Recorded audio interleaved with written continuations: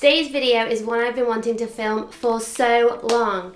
So today I'm going to tell you all the things I wish I knew before I started selling my art. So if you guys are interested in this topic, I have also brought out videos called How You Can Sell Your Art and 5 Tips to Sell Your Art if you guys are interested in selling art. Let's get straight into the video. This is going to be a quick fire video with tons of information, so let's go. The first thing I wish I knew is that it takes a long time. Don't expect overnight success. Because I represent myself online and social media and things like that, the time I'm actually painting is probably only about 10% of the time I spend working. I thought it would probably be about 80% painting, 20% admin.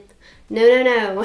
So prepare for that if this is something that you want to do. The second thing I wish I knew is not to undersell my work. When I first started, I was desperate to sell my artwork. I didn't have much money. In fact, I didn't have any money to put into my business itself. So £5 for a piece of artwork here and there, to me at the time, was amazing. But looking back, I think I could have charged a little bit extra probably. Which is why now I charge what I want and I'm happy with the prices of my paintings. Don't obsess too much about what other people are doing and the success of other people. That can be such a hindrance when you're trying to grow and have confidence in yourself. You need to toot your own horn, you need to be your own cheerleader because no one else will do it for you. Also, a good tip to remember when you see other people's success, you haven't seen the amount of hours and hours and hours that has even gone into maybe that one Instagram post. We tend to think the best of everyone else's situation and the worst of our own,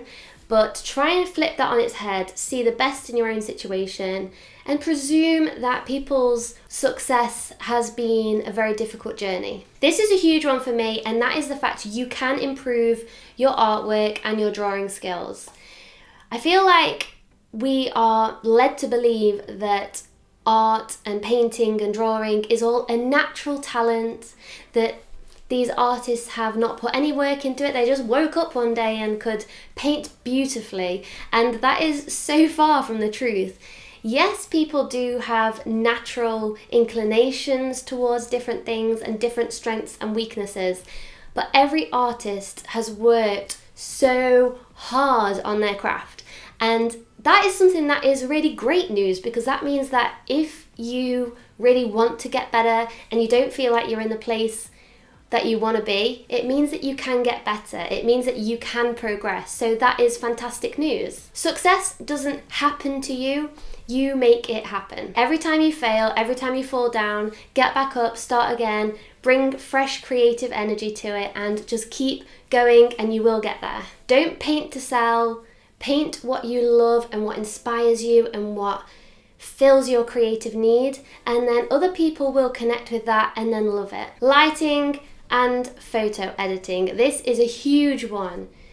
When you're sharing your work on social media or when you're photographing it to put it up on Etsy, you really need to focus on making those photographs look so good, so professional. And to make a photograph look professional doesn't necessarily mean that you need amazing equipment or amazing lighting or fancy cameras or fancy studios. To get a great photograph, all you need is your phone and a brilliant light source. Even you can take it outside. Don't be afraid to show your personality, your quirks, maybe even the things that you dislike about yourself, because that's what's going to make you seem human and other people will connect with. You know, if something went terribly wrong with a painting, share that with people. Say, look guys, this really sucked and I hated it, but I worked really hard on it and now I'm really happy with it. And show them the progression photos. People love to see a story. People connect better with a story. So yeah, don't be afraid to show your imperfections. I think it will make your story seem more authentic. When you're doing commissions, don't just charge what you would usually charge for a painting of that size. Commissions take up a lot more time because there's a lot of going backwards and forwards between the client, and also you might have to do a few different revisions of it to make sure that they are happy with it. So make sure that you do add a chunk on for any custom artwork that you're doing. Oh, and another point on that, make sure you charge money up front before taking on different commissions. the amount of times where I've started a commission for somebody and then when it's come to pay me, they've gone, oh, sorry, I don't get paid from work yet. Oh no, it's going to be another month. It's going to be another month. And then it never happens. So make sure you take some payment up front before you start any commission or custom project. Another note for future Katie who's not been here yet, set up a work email. Don't just rely on your personal email.